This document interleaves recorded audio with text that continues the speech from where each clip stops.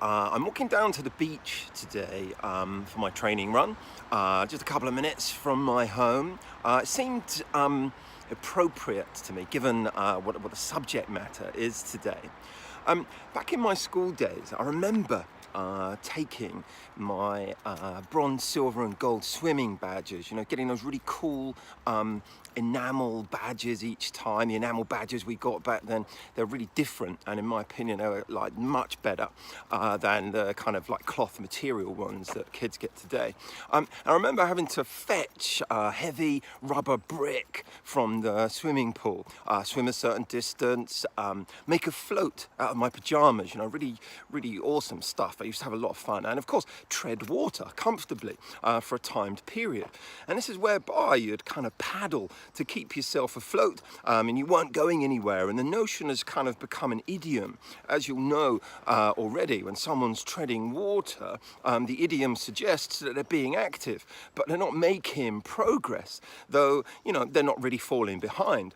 And I dispute that by treading water you're not falling behind when it comes to being a hypnotherapist. Recently it was my daughter's birthday. We had this wonderful birthday weekend celebrating. Went out for lunch and with cake, candles, at home on her birthday as well.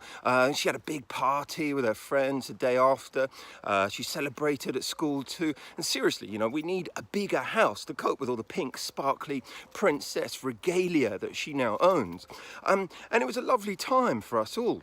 And at the party, I was chatting to the other dads there as we attempted to sort of decipher whether the screams coming from the soft play area were screams of fun or joy of screams, joyful screams, or children being injured or mortally wounded. And he mentioned to me how much he was looking forward to his children being older.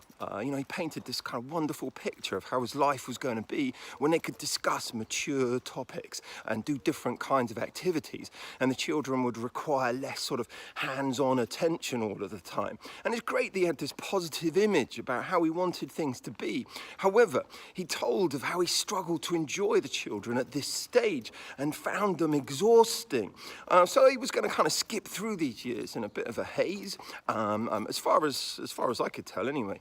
And that is what we're excited about, those future days. But they're not going to be without challenge. There's no age range of children that's going to be without any sort of challenge unique to that time in their lives, right?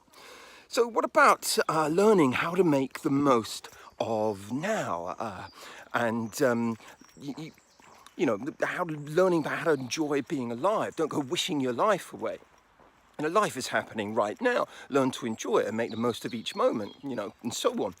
Plus, the time and joy that you have now is going to pay dividends later on, and you'll have better relationships with your children, stronger foundations, and when you reflect on your life, it'll be coloured and flavoured with all that enjoyment. And every stage of life comes with its own set of challenges, of course, but a remedy is not to wish the entire stage of life away. This man was basically treading water with his children until they grew up, and that kind of fitted his vision for being a more enjoyable age. Now I've been sharing lots of pictures of me on Instagram, on Facebook and so on. And here in the surrounding areas, I'm training for upcoming ultramarathon challenges. And within that training, it becomes essential to have some time focused on the goals and being aware of the outcomes. But you don't want to spend that time purely focused on future events. You want to enjoy the runs, enjoy the training, enjoy seeing the changes that you're making and enjoying the moments that you have right now, enjoying the stunning surroundings, for example. My brother and I still talk and joke about a race we ran together many years ago, over a decade ago, a 10-miler in Alton in Hampshire, and we both recall talking at the time to and like engaging with what we were doing. We're out on the roads on a beautiful Sunday morning with many like-minded individuals running through that kind of glorious countryside, and we're absolutely with each other, and it was wonderful. And sometimes I think you can that can be forgotten, it can get lost, and you kind of check your pace, check your effort levels, and for the certain times complete the event without even thinking about what's actually going on. So your training schedule as a runner ends up contributing to you hitting the pause button on your enjoyment of what you're doing. In order to kind of derive some satisfaction from it, you want to enjoy the journey, not just be focused on that destination. And the action you're taking by training ought to be fulfilling the potential for the enjoyment, not just action whereby you're paddling underneath the surface until you reach the kind of goal of the event. So here's where I'm going with that. I'm going to speak to a lot of fellow therapists and professionals about their work and their businesses, and I encounter so many hypnotherapists who are struggling to make a good living from being a hypnotherapist. And I consult with a great many of them, or point them to other coaches or mentors, or recommend additional training. Yet one of the most common reasons I've given that I'm given for them not taking up mentoring or coaching or further training tends to be, I want to see how it goes for a few months before I consider doing that, or I want to practice my skills for a bit longer before I develop new ones, or I want to take, before I take on any more study or training. And what happens then is that they tread water. They struggle to get to the place that they really want, and they start to doubt that it's going to be possible. And instead of treading water, they could have invested themselves in their own development and learned how to build an effective business, or how to be more effective at what they're doing. They would be doing the thing that they love, the thing that they set out to do, and they'd know how to sustain it. And the same is true of hypnotherapists and their own knowledge and skill development. They've learned about continued professional development, for example, but they're just paying lip service to it. Once a hypnotherapist has completed a diploma level training, they think that's going to see them through forever. And they've now learned what they need to learn in order to be a successful hypnotherapist. I just wanted to see my view, by the way, so I'll turn back and head back up to where I was going. Having invested time, in a diploma course, expended effort, and of course spent money in that initial training, our budding hypnotherapist now believes that she is entitled to a career. And you'll do better if you're good at what you do. But there's more to it than just being a good hypnotherapist. Learning how to create a thriving hypnotherapy business is learning how to enjoy the business, the business development aspects of it too.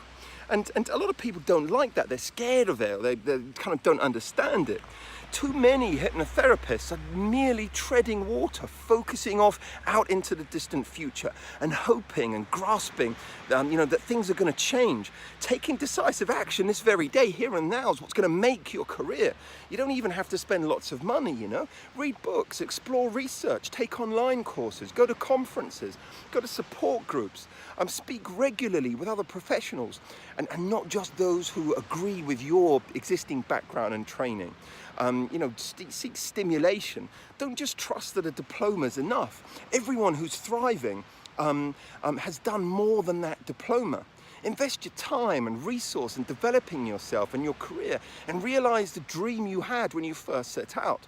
Treading water may feel safe, and though we may not be moving forward, we may think we're also not falling behind. And as I said, right at the top end of that hill, when you're not actively taking the right kind of action to build an effective hypnotherapy business or develop what you do, you start to lose enthusiasm.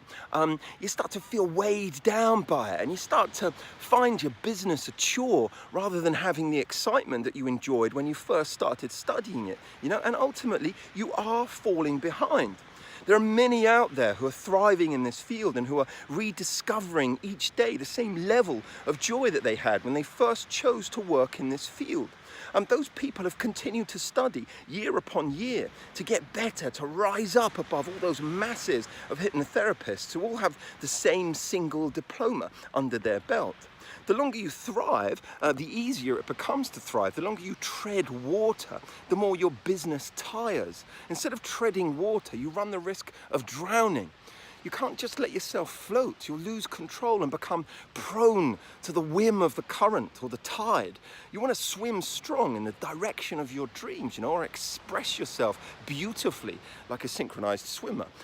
Importantly though, stop treading water. You can get in touch with me about mentoring or about advanced training. I would say that it's my video, my channel. But there's many great places to train and to study and to develop around the world. Go do that. Do subscribe to this Hypnosis Geek channel. I'm off to run along that right now. I send you my very best wishes from the sunny seaside. Bye for now.